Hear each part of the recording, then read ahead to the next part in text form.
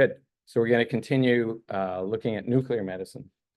In particular, instead of looking at the physics, we'll look at the applications specifically in heart disease.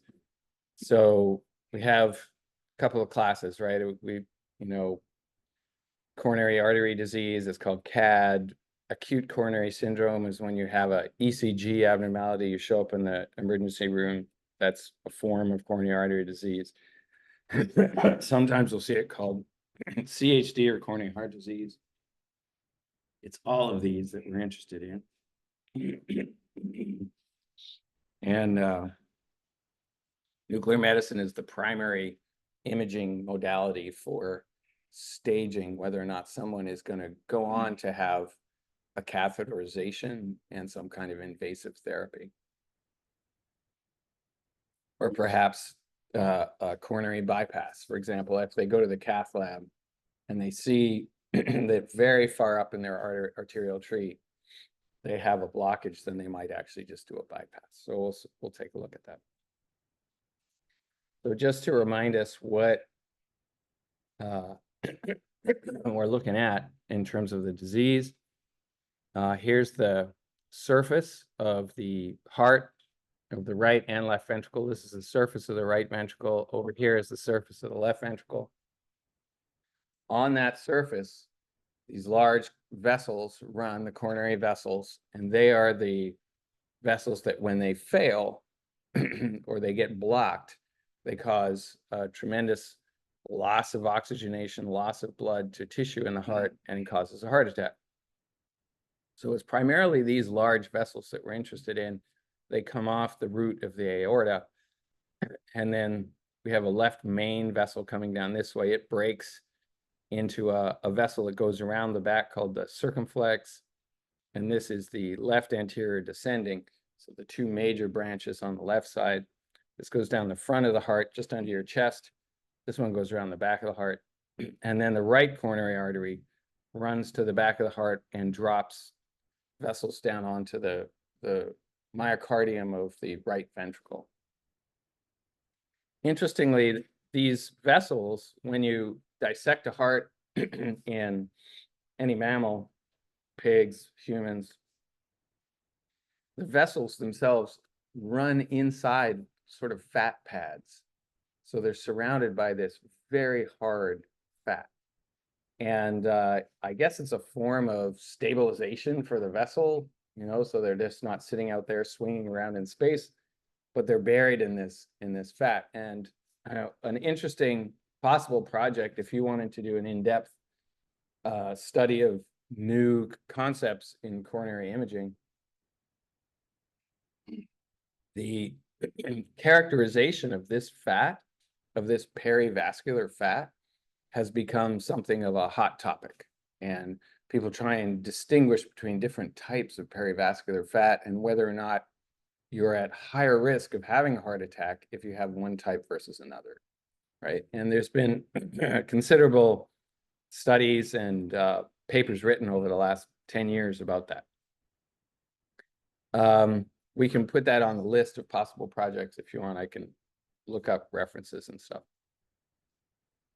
So if you look inside one of these vessels, say this main here or the right as it's running down here, and we had a magical imaging technique where we could just cut it open and take a look what's inside, you can see that there's this is called a stenosis, or a narrowing of the vessel. Its full caliber is possibly, say, 3 to 4 millimeters in diameter. You've grown this tissue. It's sort of a fibrous, calcified, sometimes full of fat tissue inside the vessel, such that the caliber of the hose goes down. It gets more narrow. And that's characterized by a percentage reduction in diameter. So if this is, say, 4 millimeters here, and now I'm down to 1 millimeter, I have a 75% reduction in diameter. That's called a 75% stenosis. That is a severe stenosis. Anything above 70 is usually considered severe. And you probably, you would think you would want to fix it, right? You would want to put something in there to open it up. We'll see in these very large trials where they fix half the people and don't fix the other half, that the survival of the people that have been fixed, if it's stable ischemia, isn't any different than the survival of the people that weren't fixed, which is a strange result, but it's been repeated multiple times. Here is this is a complete occlusion. It's called a total occlusion. And at this point, when you look at an angiogram, do I have it? I might have an angiogram here. Let me see. Do I have one? This is an angiogram. When you look, you can see that here there's a little wispy bit of a channel left, and the blood still gets through there and goes down distally. If this thing was totally occluded, or there's nothing there, then you wouldn't see any vessel distal to that. It would just stop. The vessel would stop as a stump. That's a total occlusion. There is opportunity in for engineers, cardiovascular engineers, to help interventional cardiologists get across a total occlusion. How do you poke through that tissue, that large blob of plaque? How do you accurately drive a device through there such that you don't exit the vessel, you keep going through the occlusion down in the barrel of the vessel, and then once you're through there, then you can do things like suck out the occlusion itself, blade it off, with some cutter. You could put a stent in there and widen the whole thing, right? When you're trying to get across a total occlusion, though, you're kind of running blind, right? Because you don't see where the vessel is distally. The contrast flows in. If you're looking on an X-ray image, contrast flows in. And you say, okay, which way should I push my needle, my sharp thing through, right? You don't see the distal vessel. So you have to take an educated guess at how to do that. And so that's a little risky. That's total occlusion. Lots of opportunities for engineers to help physicians get rid of total occlusions. And then here, this is a 95% stenosis. When it's really tiny, you just call it 95, right? Yeah. Oh, that's a great question. So the question is, what is the mechanical, constitution of the plaque? Is it soft? Is it hard? What is it? And it varies. Sometimes old fibrous plaque can be very hard, right? It's like really gristly and hard. So like on dissection or basically post-mortem analysis of these vessels, you cut along, you open them up, the stuff inside is really hard. It's like a gristle. And then sometimes it's filled also with bits and pieces of calcium, like you've grown bone inside this thing. And we'll see pictures of calcium. So that in itself is an issue, right? If it's a young, newly formed plaque that is part thrombus, it's going to be quite gloopy. It'll be soft. And so getting across it won't be hard. If it's really ancient, it's going to be hard. You got to drill through that thing, right, to get across it. I had a colleague at Hopkins who created a indenter probe, and it was on the end of a catheter where it had a little spring and force measurement on it so that he could poke things and figure out if they were soft or hard when he was doing interventions, right? And it was useful for not only inside a vessel, but if you went into the heart chamber itself and there was a piece of heart wall, if it's old infarct, if the heart wall has died previously, like 5 years before, and then been replaced by fibrous tissue, so it's just like a patch of dead tissue, that thing's really hard. So you poke it and you say, oh, okay, that's really stiff. That's an infarct, right? As opposed to tissue that's healthy. The great thing about engineering and medicine in interventional stuff like this, interventional cardiology, interventional radiology, and the other huge area is orthopedics, right? Just designing tools for orthopedic surgeons. It's a huge opportunity / business, is designing all these little gizmos.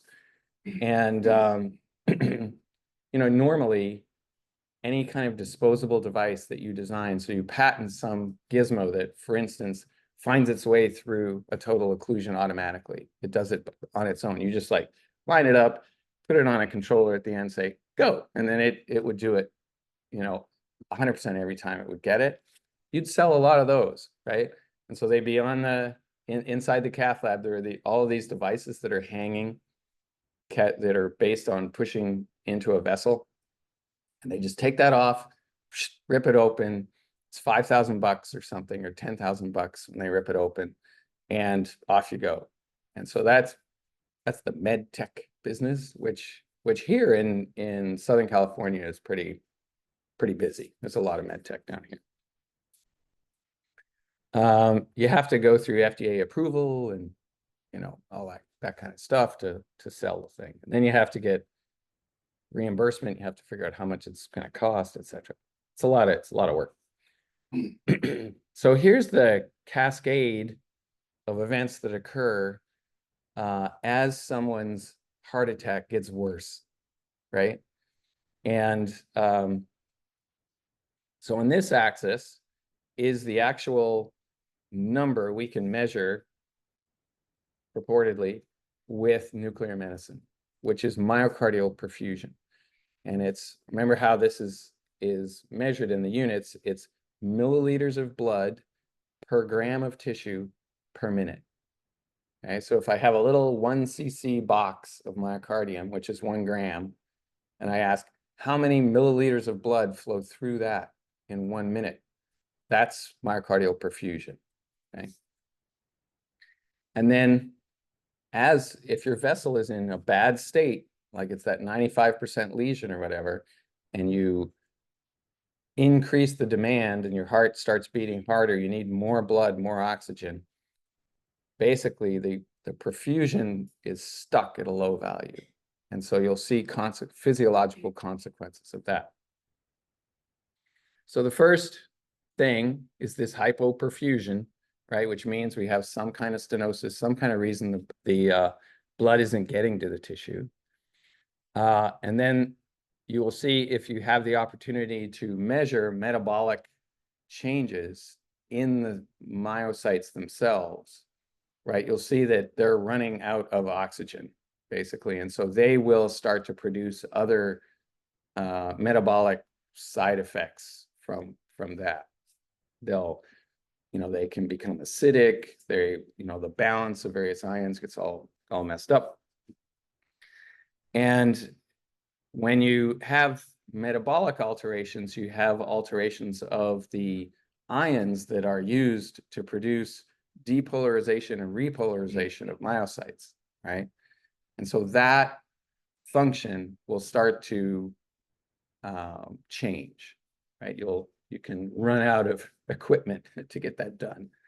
And so the first mechanical thing that you will see usually is the heart, as the perfusion is going down and the demand is continuing to go up, you'll see diastolic dysfunction. And what that means is the heart, when it contracts down to its smallest volume. So say it starts with 250 milliliters or 300 milliliters of blood, and then it contracts down to only 100, right? So now you're sitting in that condition. That's called end systole. The heart is maximally contracted, okay? When the heart basically repolarizes, when the muscle tissue repolarizes, that releases all of the mechanical events that are occurring to make the muscle contract, and the heart, under normal conditions, just pops back open. And it pops open pretty quickly. So you get this diastolic opening of the ventricle. And you can see the strain there gets positive, right? The tissue starts at a shorter length and it goes boop and pops to a longer length, right? If you plot that out. That process is the process that actually looks abnormal first. So as the ischemia is getting worse, diastolic dysfunction is usually a key marker to say, well, something weird's going on here. And it's usually it slows down. So instead of popping open, it just kind of viscously opens, right? And so you'll see this, I've seen it many, many times where patients, they're instead of going kapang, and you actually get a reflection, you see their heart go boom, and then sort of ring down. Instead of that ring down, they just go, and it just opens really slowly, right? So mechanically, you plot the strain as a function of time, and you can see that happen, right? And so that's diastolic dysfunction. We could see that on stress echo, for example, when the heart's relaxing. As we'll see, you can make movies of nuclear medicine scans. They're not the best mechanical movies, though, so I wouldn't recommend it, but you can sort of see. As the ischemia gets worse, or the myocardial perfusion drops even lower to a piece of tissue, then you'll see systolic dysfunction. So that means the strain that it can create, or the shortening of the muscle to create a muscle contraction, actually will start going down. It won't be able to contract as much. This whole cascade happens during a stress test, for example, right? So you move from here down this cascade and you watch for these signs of things going on. Then quite late in the game, the patient's ECG might change. So, and we'll take a look at how that changes. It's like an imaging technique, right? But you've only got little spots. If you think of the voltage map of a patient as a color map on their body, right? So you have relative voltage differences in different parts of the surface of your body. And those voltage differences are caused by the voltage in your heart projecting out through the tissue. If you could image that, right? You had a picture of that color going, right? It's just like an image, right? But instead of imaging it, you only have these leads on specific test points, and you measure that image at these very discrete points, right? Those ECG changes indicate, oh, we've got real problems on board here because a chunk of tissue is not depolarizing correctly, or is not depolarizing fully, and it's creating a weird looking voltage pattern on the surface of the patient. And then the last thing that happens often is the patient feels pain. And this is that classic pain they talk about in ads and public awareness campaigns to say, look, if you have pain in your jaw and it radiates down your arm, that pain is usually associated with myocardial ischemia, that type of pain. If you're a lucky person, this pain happens up here, right? So that you have an indication, oh my, something's wrong, I'm having a heart attack, and you feel this pain early on in the process. For some people, it never happens, right? They don't feel the pain. And so it isn't an acute need to get rid of this pain. In women, apparently, they have a higher threshold. They have to get to further ischemia in order to feel pain, or to tell somebody that they're feeling pain, whichever, And so those are the signs of ischemia. I've seen scans of people where they have a large infarct in their heart, both on MR and in CT. And you look at this infarct, and then you talk to the patient and you say, look, did you have a heart attack? Do you know if you had a heart attack? And they go, well, I felt kind of sick about 1.5 years ago, but I just walked it off. I didn't do anything because the pain wasn't that severe. The ECG, their rhythm didn't go crazy, but they did have a heart attack, right? So the tissue is now dead. And it's a fundamental problem with this disease is that the primary sign, like in 50% of the people, the first sign, forget about all those signs we just talked about, 50% of the people, the first sign that you have serious heart disease is you are dead, right? You just fall down and die. So your heart goes into some weird arrhythmic response to the ischemia. You drop down on the floor and you die. And this happened to my colleague at Hopkins, my guy in the next office, really good friend. He just fell out of his chair, right? And it couldn't resuscitate, right? So, and he was like 50 at the time. So this is called sudden death, big issue. Not a bad way to go though, right? As opposed to cancer or something like that. It's like, so people don't fear it that much. They don't fear sudden death. They sure fear cancer. Well, at least I do. So imaging this picture of voltages across the patient's body during the depolarization, repolarization of the myocardium. We just put these single point test points on the patient's body, right? And you measure the voltage difference. So you subtract the voltage from here to here, right? And you get a difference map of that voltage and you just plot it. And that's the ECG. And that's called lead 1. It's the difference between their patient's right arm and their left arm. And so your heart is right here, right? So you can imagine that as there's a gradient in voltage across the heart, it causes a gradient in voltage across your body. Lead 2 is the difference between the right arm and the left leg. Lead 3 is the left arm and the left leg. And those are the 3 primary leads that you use when you're imaging and you're trying to trigger with respect to the ECG.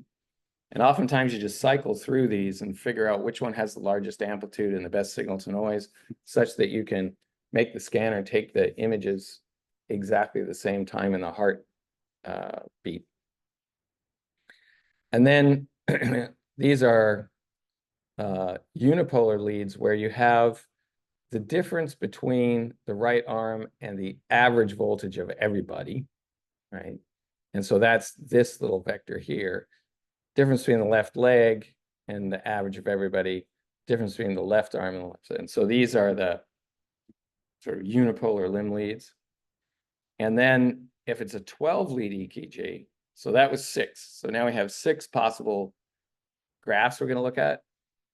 For a 12 lead EKG, you put 6 more leads right over the heart, right? And they go from the center of the sternum here and they wrap around the back.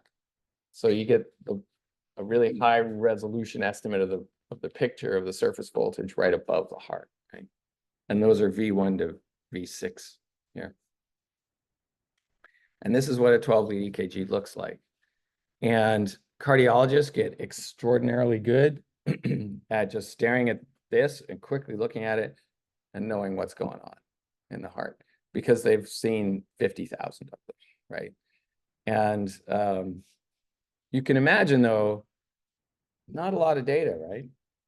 Like the vector that captures all of this data. So there's probably, I don't know, 500 points from here to here, if that, right? And this is lead 1. So you have these 12 leads. That's not a lot of data. So you could train a network, in an afternoon. If you had 2 million ECGs and you knew exactly what was going on in each case, I'm certain you could teach a network to read these things like very quickly, right? And so I'd be shocked if on modern products of a 12 lead EKG machine, you don't have a deep learning network telling you what's going on, right? So this is the depolarization of the left ventricle. And then this little bump here is the repolarization.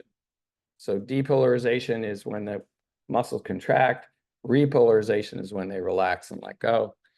And that's called the T wave, this repolarization part here. And so the different vectors that we're sampling in each one of these 12 leads is shown up here. And this, I believe, is normal. Yeah, this is normal sinus, 70 beats per minute. So there's nothing spectacular about this in terms of any abnormality. So a normal EKG, and oftentimes when you're doing say an echo stress test or a nuclear medicine stress test, you will have a 12-lead EKG on a patient as support data for what's going on. And this is what it looks like. P wave. So this is, say, lead 1. The P wave is the depolarization of the atria, and that happens about 200 milliseconds before the ventricle depolarizes. So this is the left ventricle depolarizing. And then there's about a 200 millisecond delay, 300 millisecond delay before the ventricle repolarizes, called the T wave. And this, because it's the QRST, these points are labeled. This is the ST interval here. And just the length of that interval is indicative of some kind of abnormality. So you depolarize the ventricle, and how long it takes for that thing to repolarize, just how long it takes, is indicative of a number of conditions. But the primary condition for looking for ischemia is that the voltage between the S and the T wave doesn't go back to 0. There's some kind of residual slow current slash depolarization in part of the heart that is lagging behind everything else, causing this voltage not to go back to 0. So the heart muscle is out of coherence, right? This is called ST elevation. And when you show up at the emergency room and you have this on your EKG, that is called a STEMI, which is a ST elevation myocardial infarction, or a STEMI. And what they do at that point is they get on the phone, it doesn't matter what time of night it is, and they wake up somebody who can come in to the cath lab and get you in there as quickly as possible, right? And they'll try and open up the vessel that is causing this ischemia, okay? Many, many people with heart disease, though, don't suffer this sign.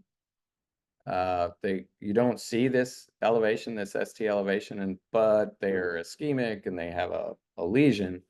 They're called stable patients. These people are all called acute patients. So that's the difference. So for someone like this, you don't really need nuclear medicine, right? Because cat's out of the bag, horse out of the barn, whatever. You should take them to the cath lab and try and put a stent in that lesion. So here, say this really tight 95% lesion here produces an EKG with this very large depolarization here. But the thing that's really concerning on this is the fact that between the depolarization and the T wave, these voltages all stay very high, right? And so this is called a ST elevation or a STEMI, and this patient's going to go to the cath lab. So in terms of imaging, it's kind of interesting, right? It's like a 12-pixel image, right? But it has temporal data in that way. So if you could image the patient, if you could irradiate the patient with some kind of, wave that then showed the voltage map on the relative voltage map on their skin, you could just look at it, right? And see what these things are, because this thing would stay up, it would stay bright at some position on the person's chest. So under these conditions, you put the patient in the cath lab and you get pictures like this, right? In order to get this picture, you inject a contrast dye into their coronary vessels. And so a catheter goes basically up their descending aorta. You put it into their femoral artery down in their groin. You bring it up around the aorta, around the arch, and you plug the catheter into where the coronaries come off of the root of the aorta. So you actually just stick it right in there and then inject a dye. And then that basically opacifies the vessels that are downstream from where you just made that injection. And that tells you, oh, I've got a 95% lesion here. I better go in and fix that because this guy, is having a heart attack. And this is what that looks like. After you've done your injection and you've decided, okay, this is where my lesion is, you pull out your catheter, and now you advance a guide wire, which is this metallic thing here. Over top of that guide wire, you have a very nice plastic balloon that is not filled. It's crushed down, and it's inside a metallic cage, which is called a stent. So this whole thing, you pass across the position of the lesion, which we saw on our X-ray thing, and you have markers on the edges of the balloon to tell you when you're centered at the right place, and then you inflate the balloon to a certain number of psi, and you inflate it with usually saline or some fluid, right? So you push the balloon such that it fills up, and it extends this metallic cage called the stent, which is crushed down and is now opened up, okay? And as you can imagine, this is designed to be sort of a scaffold to hold the vessel open after you inflate the thing, right? So you've pushed the rest of the lesion sort of against the walls, right? And then this just sticks in place basically through friction. You take the fluid out of the balloon and you pull the guide wire back, and the thing that's left in there is this stent. Right? So this is done, well, look, in 2010, in the US, over 2 million of these were done. Right? So it's a very common thing to do. It saved a lot of people's lives when they have acute coronary syndrome. They show up at a hospital and they're having a heart attack. You put one of these in, you can survive, right? And so there could be damage to the heart muscle, but at least you've reperfused the region. Yeah. Yeah, exactly. That's a great point. The balloon inflates over about 10 to 20 to 30 seconds. You just sort of pump it up, right? And you keep it there long enough that you feel that the stent is stabilized, and then you let it down. The issue about letting it down, it's a very good point, because remember, before we went in, if this is a really tight stenosis, the tissue downstream is ischemic and it's not getting much blood. So now we blow this thing up. If we let this balloon down suddenly, then there's a rush of fresh oxygenated blood that goes in and perfuses the tissue. And that turns out not to be a good idea, because the reaction of the tissue is such that a whole bunch of chemical things happen, like free radicals are released in large quantities, causing a pH weirdness. Also, the electrical stability of those cells that have been ischemic, all of a sudden they've got all of this oxygen. They start firing in sort of random ways, which can cause sometimes a very serious arrhythmia in the left ventricle. And then they have to shock the patient out of that arrhythmia. So before you let this balloon down, oftentimes you'll inject some medicinal agents to try and quiet the tissue down in terms of its electrical activity, right? So you don't want to induce a big heart attack. This was, for years, like at the NIH for 5 years, we had a project where we needed ischemic myocardium in porcine hearts, so in pig hearts.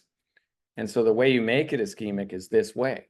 You inflate a balloon, and then distal to that, you have ischemia, and you hold the balloon up for like 10 minutes, right? And then you'll get an ischemic region of the heart that you can then study with, say, MRI tagging or perfusion scanning or whatever you want. So it's an animal model of that ischemic process. However, the really dangerous part of the whole thing was after 10 minutes when you let that balloon down, right? not a small percentage of the time, the pig would go into VFib, right? And you'd have to try and shock them out of it, right? When you reperfuse the heart. They're fine while it's ischemic, right? You get a weird EKG, but then you let it down and all this blood goes in. All hell breaks loose, right? So this is why, you know, I think training physicians on computer models and you know, sort of robot-y things is all well and good, but there's nothing like having to run a code, whether it's on a pig or whatever, right? Like to actually have the cascade of events that are going to occur in people in a living animal, and everybody in the room has to come together and run the code, right? To just, you know, keep the animal alive. That is great practice for doing it in humans, right? The same stuff happens in the pigs that happens in humans when you're doing surgery, when you're doing interventions and all this stuff. So we had a huge effort by, it was led by some faculty and the students and stuff like that, to transform all of the animal labs at Johns Hopkins into like these robot things. Like so these kids would go in as residents, never having actually, you know, done a procedure on a living, breathing thing. I was like, not touching my family. No way, right? It's like all of the senior people that I know, they're really good at this. They've done so many of these procedures, you know, anyway. So here is a pre and a post angiography of what this is called a ratty vessel looks like. So you have obviously about a 90% stenosis, 95. And then down here, we got about a 50%, or 70% here. And this is a little thin. So it looks a little bumpy, right? As you look at it and say, that's a nasty looking vessel. And this is what it looks like after you put the stents in, right? Or the primary stent obviously is right here, right? For this, what you would call the culprit lesion or the main lesion of this thing. So you put it in, and how can that be a bad thing? Right? It looks so much better. If it was my coronary, I think I'd want it looking like this. However, if you're stable, it turns out two things. If you want optimal drugs here, or put a stenting on optimal drugs, it might give you the same outcome. If this is causing STEMI, then you want this open. So now let's get back to SPECT. Yeah, go ahead.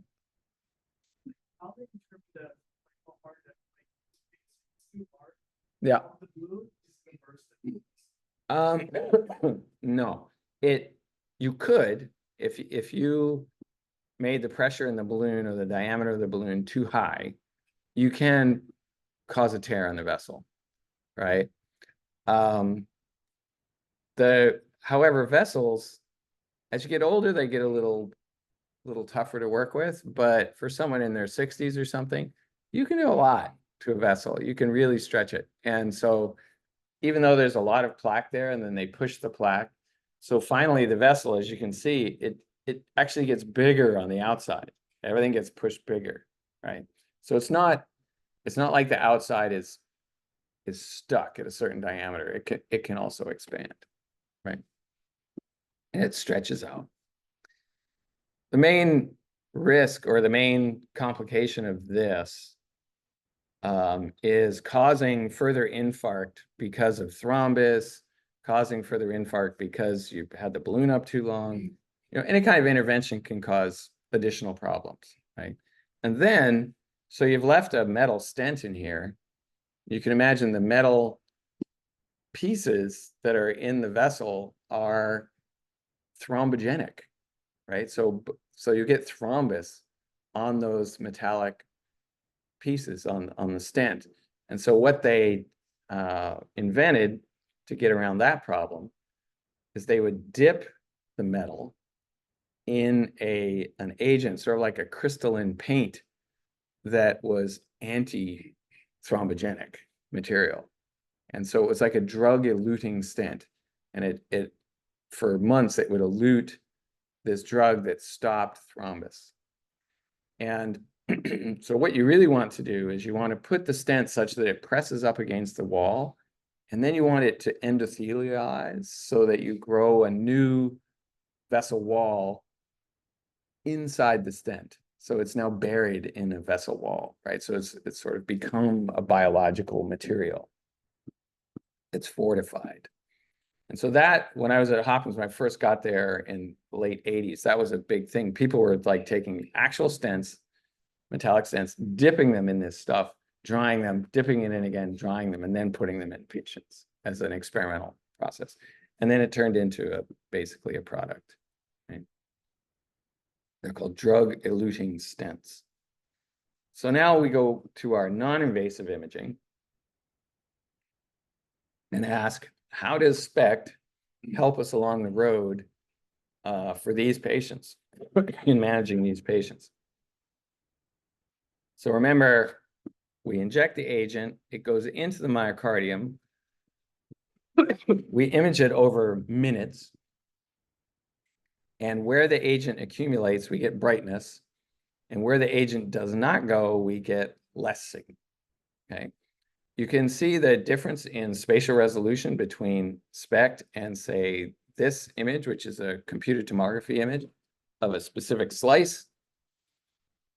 In this image, this is the left ventricular blood pool with contrast in it, so it's very bright. The myocardium is here. After injection of the contrast, the signal in the myocardium will go up because contrast goes into the vessels that are in the myocardium. And then in this patient, there's a region, which is very well depicted here, where the signal does not seem to have gone up at all, right, after injection of this contrast agent. So there is a flow deficit in this region. And that's shown very nicely in this.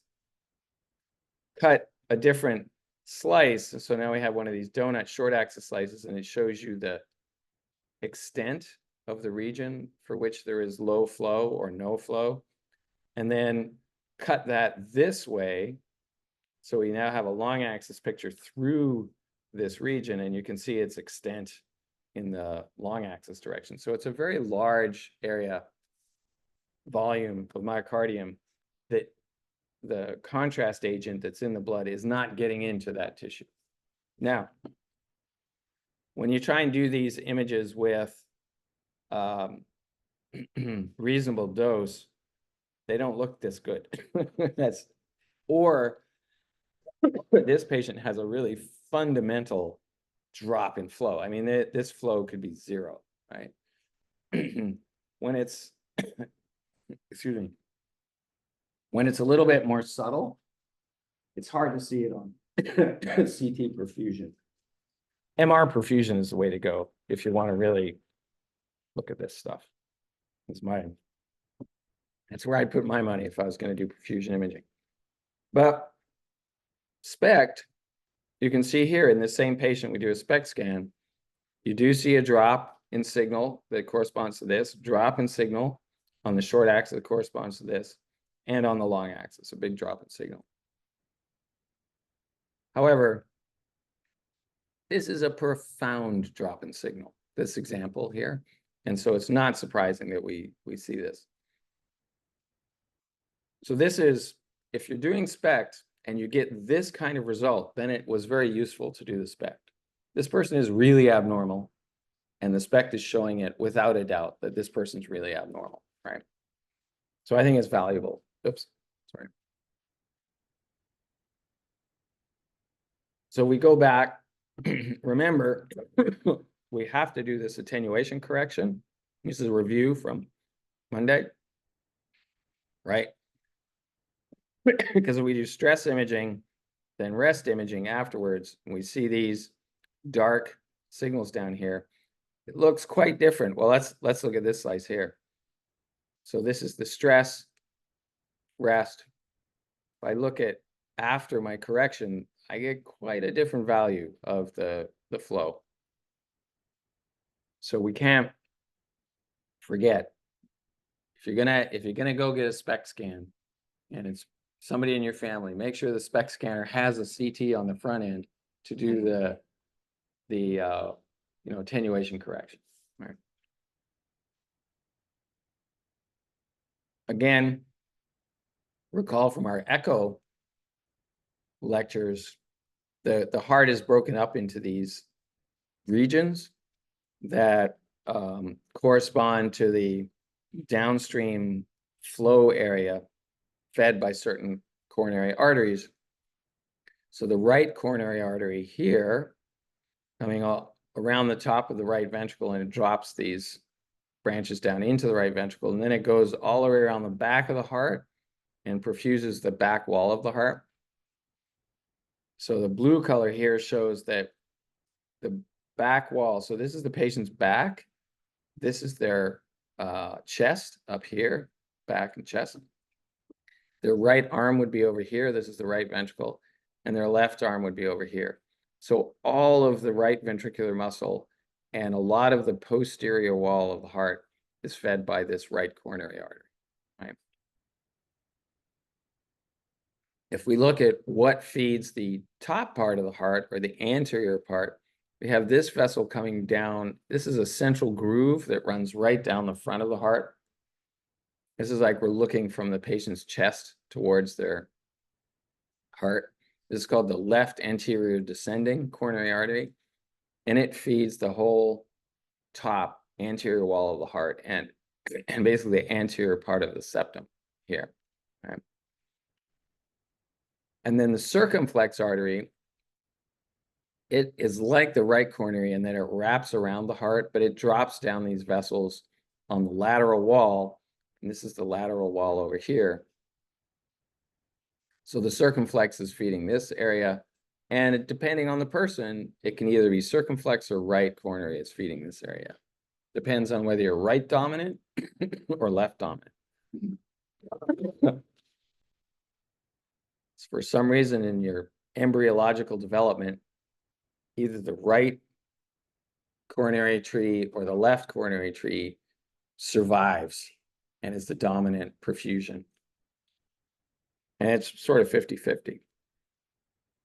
So these, you see when we do these maps here, so we now know what these correspond to, right? If we go back to this diagram, each one of these circles here is one of these. If we want to look at all of the slices at one time, so this is, from mid-wall all the way up to the base, you can make a thing called a bullseye plot, and that's what this is.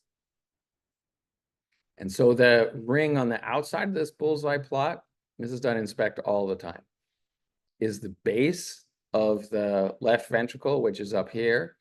And then midway down is the middle, of the left ventricle. So we go from the base down towards the apex, and the apex is right in the middle. So you can think of that bullseye as like a bullet. It's coming out towards you.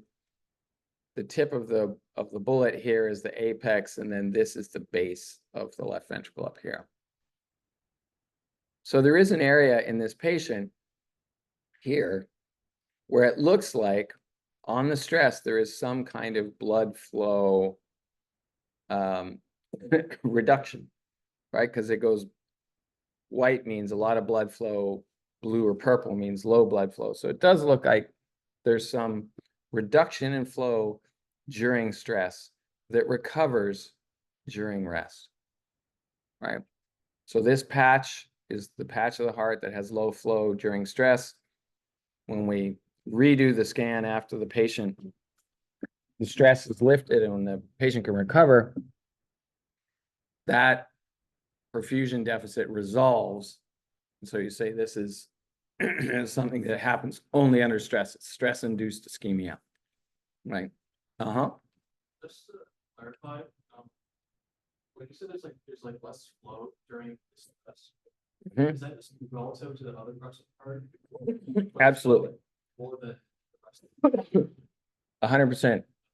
So the whole thing rises up, But the part that you've induced ischemia doesn't rise up as much, right? And so then when you go back to rest, everything falls back down, and you see that it falls back down to the same as everybody else. That's a really good point, because say there was perfusion deficit everywhere, right? During stress, well, you wouldn't appreciate it, right? Because nothing would go up, but it would all look like the same amount, right? So you don't get these gradients. So that is a way that nuclear medicine sometimes fails, is that you call a false negative because the person has low perfusion everywhere. Every vessel has some kind of lesion in it. And I've seen that happen. And we had a case where actually the nuclear medicine doc came to cath conference to explain why this case got screwed up, why this person, they missed this lesion on nuclear medicine. And it was because she had lesions all over, right? And then he showed us the slides of the nuclear medicine, and during stress it looked uniform, and during rest it looked uniform, so it looks normal, right? And then he happened to have the CTs that were used for the attenuation correction also. I said, show the CTs. So they just put up, these CTs aren't done for any kind of diagnostic perfusion or anything like that. They're just done for the attenuation correction, right? Puts up the CT scans. Inside her coronary vessels, this woman was like 36 or something. Inside her coronary vessels was tons of calcium everywhere. And we're like, she's 36. This is like 1,000% more calcium than any normal person would have. Just from the CT, you would have said, there's something wrong here, right? So it was interesting that the attenuation correction pictures actually were better at diagnosing this single person. But it was a bit ironic. Okay, so you can, if you calibrate your scanner and you look at the intensity of the radiation coming out, you can actually estimate the blood flow in milliliters per minute per gram. And, so here's a patient where you have them at rest, right? And you can see they're all about 1 mil per minute per gram every volume, something like that. Then you crank up the stress with some kind of chemical agent, or you put them on a bike. And then all of this goes up. It doesn't go up to normal. It should go up to about 4 mils per minute per gram if it's normal. So this person has sort of uniformly low response to the stress.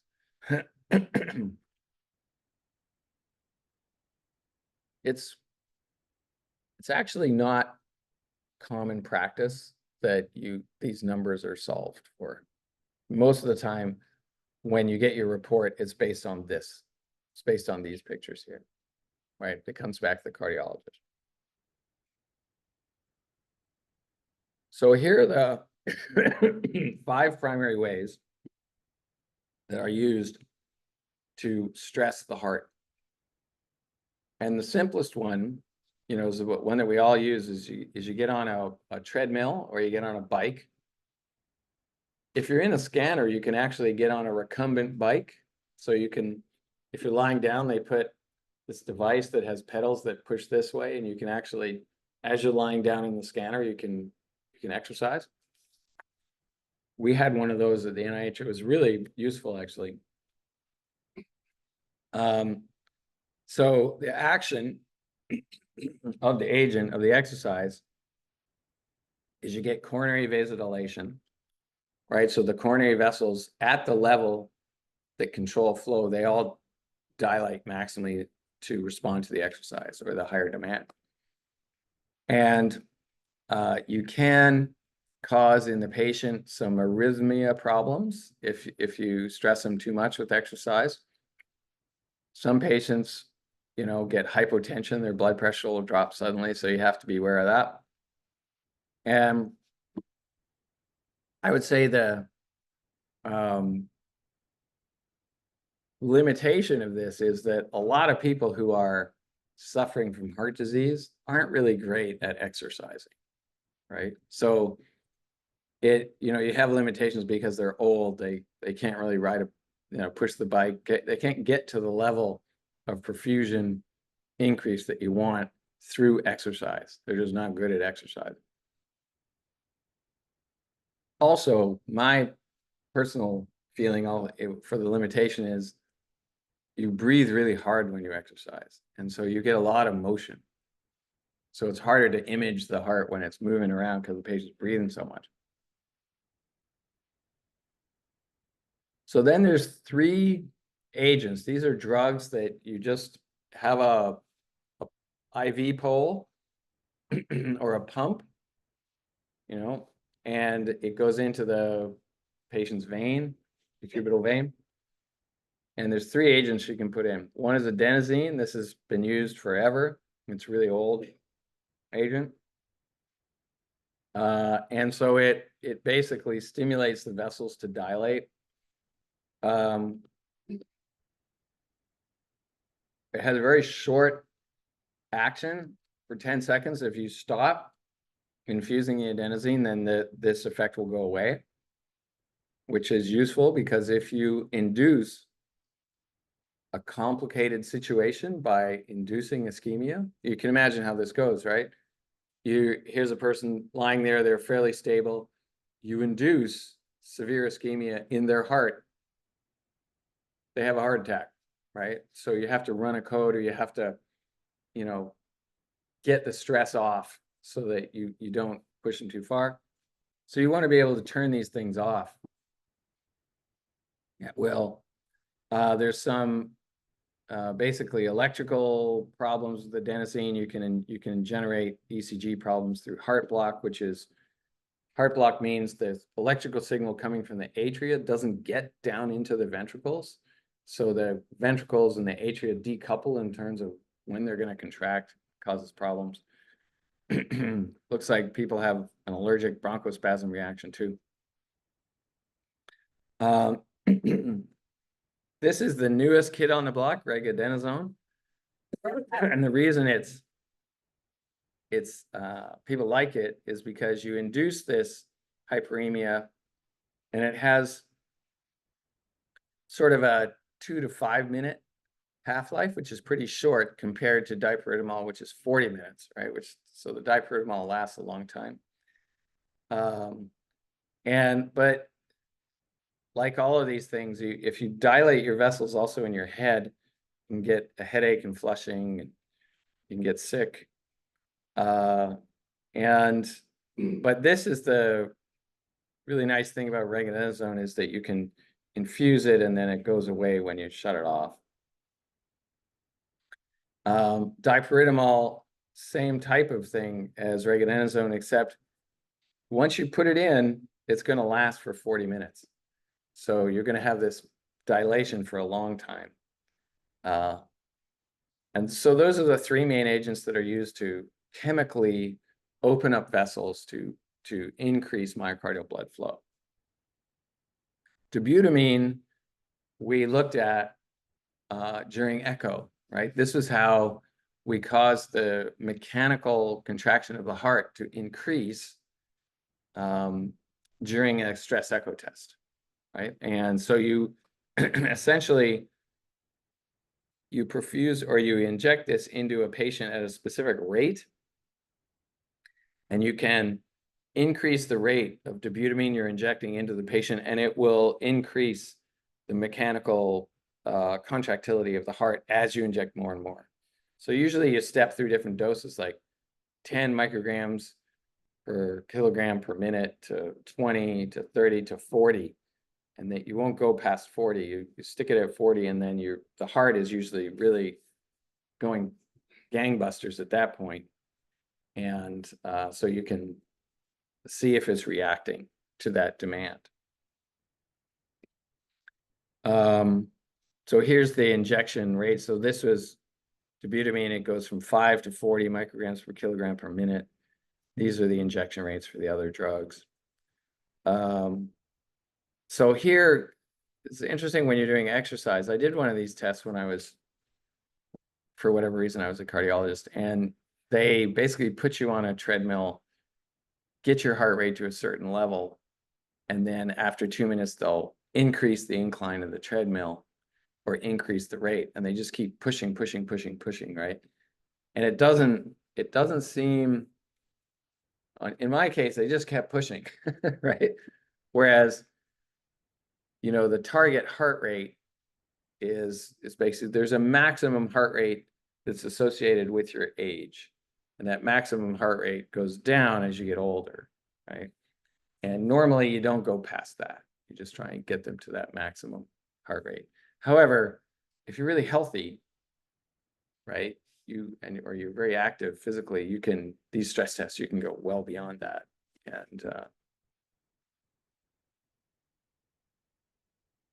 okay, so we'll look at a few cases. And so remember, this is the bullseye plot, and this is the apex of the heart. This is halfway from the apex to the base is this ring. And this is the base of the heart up here. The patient's left arm is over here. So this is basically the lateral wall or the left wall of the heart. And this is all left ventricle, not right ventricle. This is the septum of the left ventricle, and the patient's right arm is over here. Their chest is here, and their back is here. Okay, and so this shows that both in normal and stress, we have perfusion pretty well everywhere in the heart. We don't have a region that has a drop in function. And so you would say that this person has normal perfusion, right? When they looked at this person's coronary angiography, they showed the LAD vessel had a 30% stenosis. So it was at 70% of its normal diameter, right? And then when they looked at the RCA, it had a 50% stenosis. So it had shrunken by a factor of, 50%. But neither of those lesions seemed to cause any perfusion problem, even under stress. And so you'd say this person has a normal perfusion scan. Under those conditions, most of the time, you wouldn't take them to the cath lab. So you wouldn't have this truth data. You would just look at this and say, okay, you're normal. We're not going to do anything more, right? This is a repeat of that video I showed you of what the raw data looks like from these projections. So when you're making the single slice images here, you're using these projections, and looks pretty noisy, right? And the reason it looks so noisy is there aren't that many photons captured, right? And because the efficiency, you have that detector, it's in one direction, the photons are going all over the place, right? So you put a ton of photons in the patient through this agent, but only a very small subset are being collected by your detector. Obviously, it would be a lot better to have a spherical detector so that you put the patient inside the giant sphere, and then photons going any direction would get, collected. That would be a much more efficient way to do it. But that's not the way it's done. So you wind up with noise like this because it's just photon counting statistics. There's just uncertainty in how many photons you're getting from that view.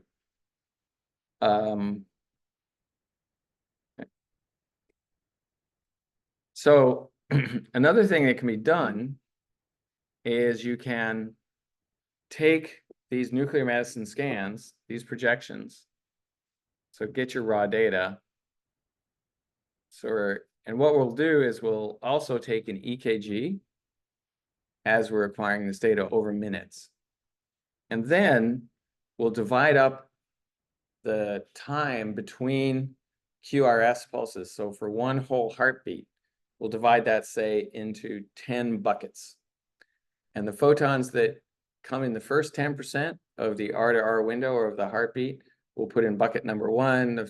The ones that go from 10% to 20% of the heart, we'll put in bucket 2. And then we'll make an image for each bucket. So now instead of 1 image, we have 10 images. And when you play them back, it looks like this.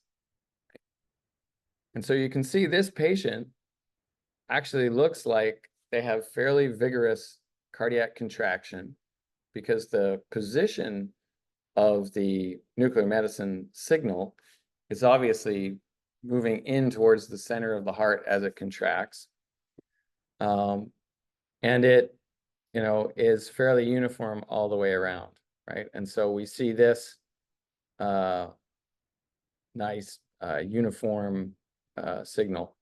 Now this is end diastole and end systole.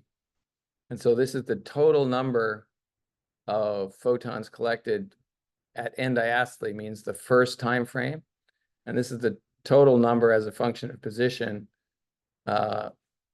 when all of the heart is contracted all down into the smallest volume it can get.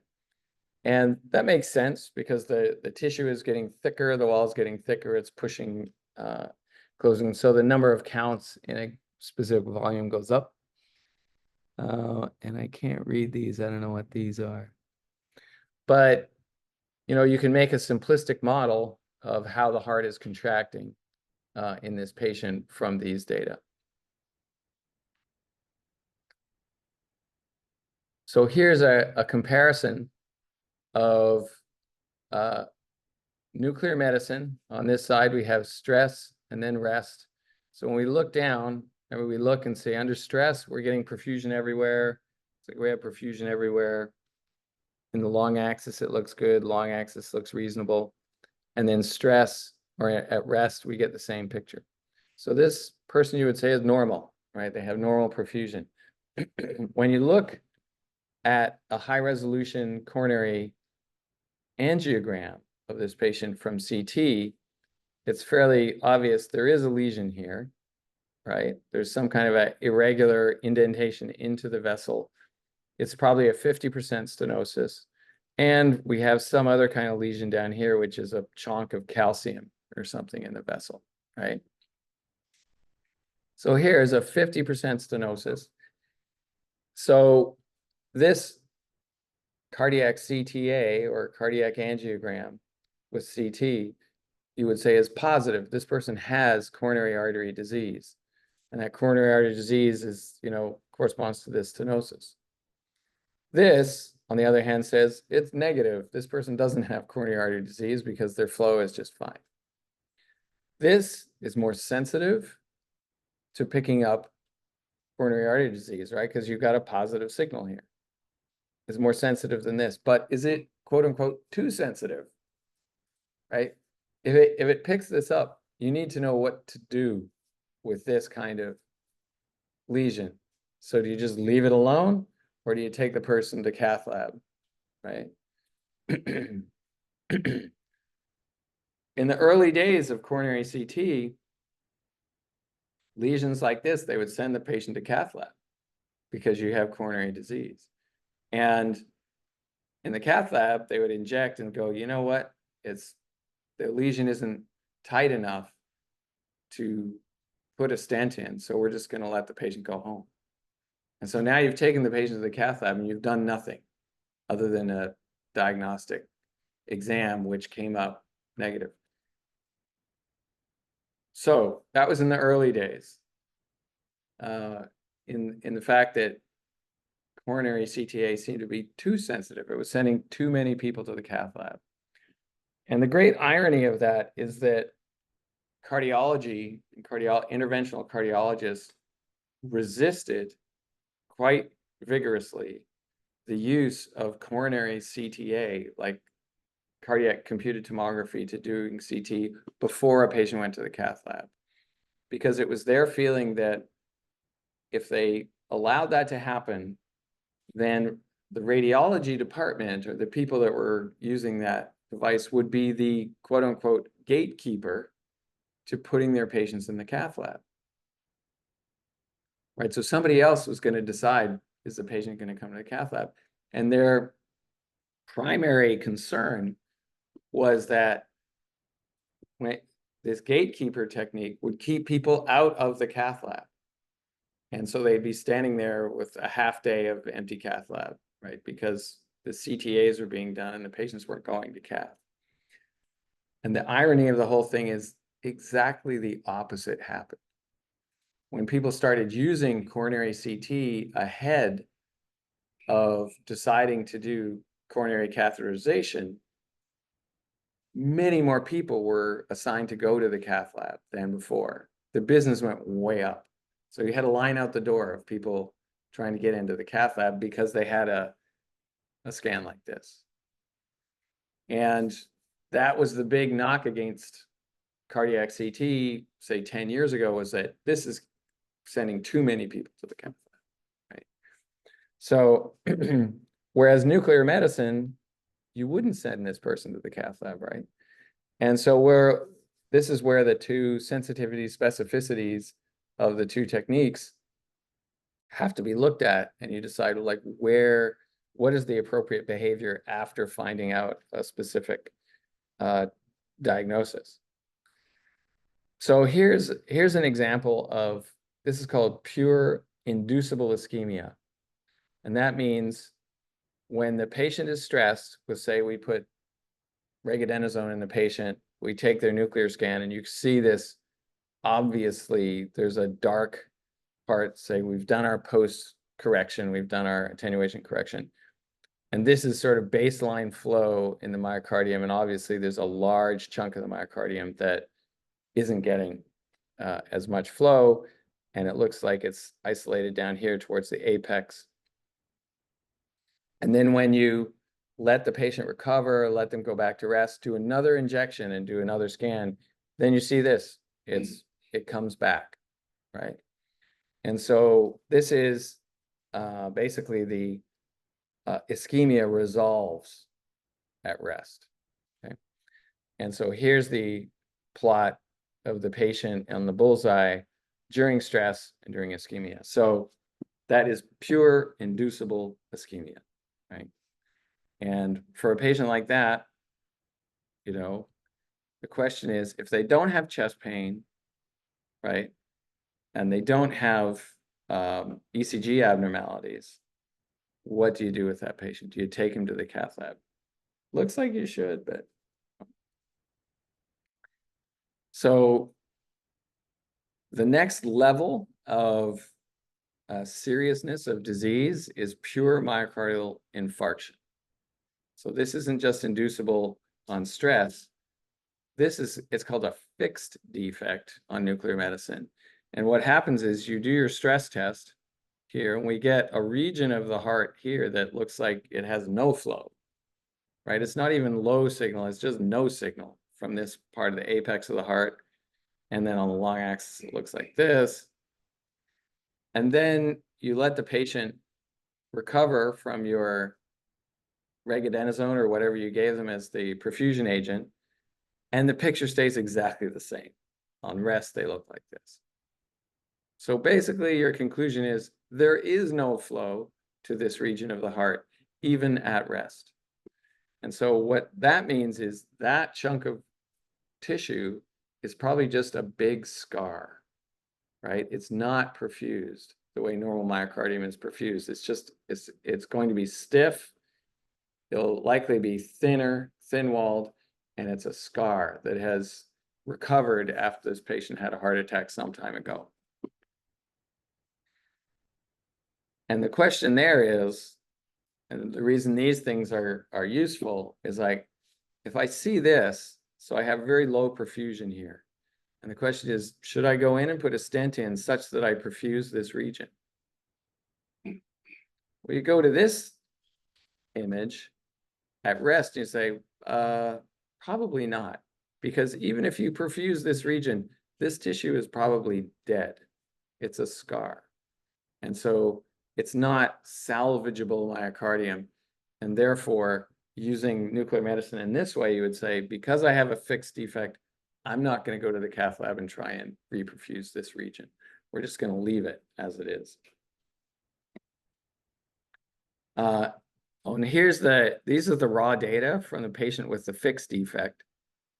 And you can see, so on the rest here, they like, as the heart, as we look right down the barrel of the heart, you can see sort of a nice donut shape, but it's almost like you've taken the top of the heart and just chopped it off, right? There's a missing chunk of the heart here that's been cut off, right? It's like the cap has been taken off. And so both on stress and on rest, that's missing. And that showed up in the reconstruction as well. So here, remember we looked at what happens to hearts when they fail on the problem set, and they go from being sort of one end of a football or a cylinder into being a spherical, dilated object.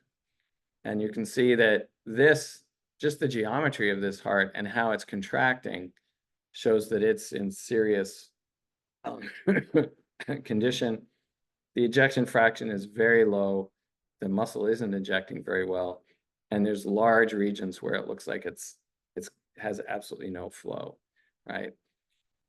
And so this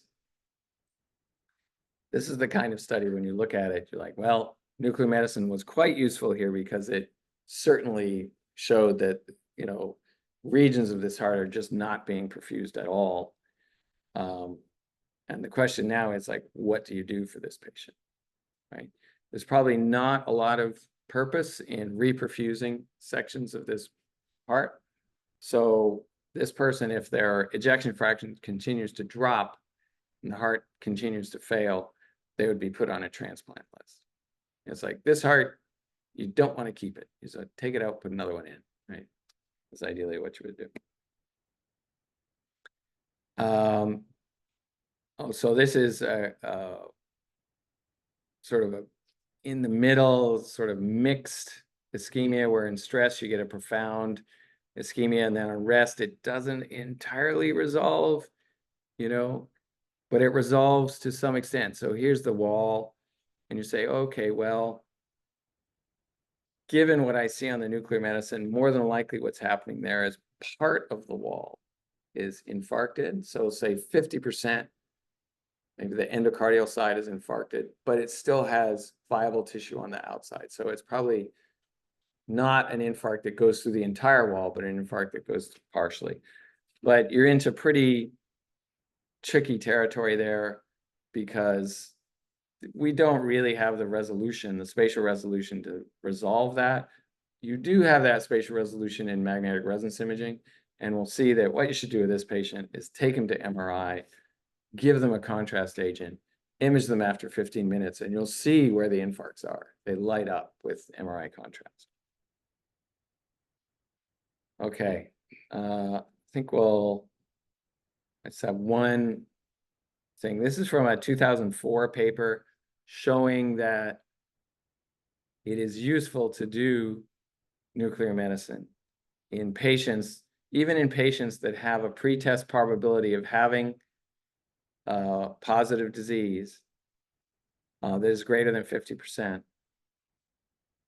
Their data from 2004 showed that if this is the ROC curve for patients that are in this sort of high risk area. So say for this, the pretest probability of this patient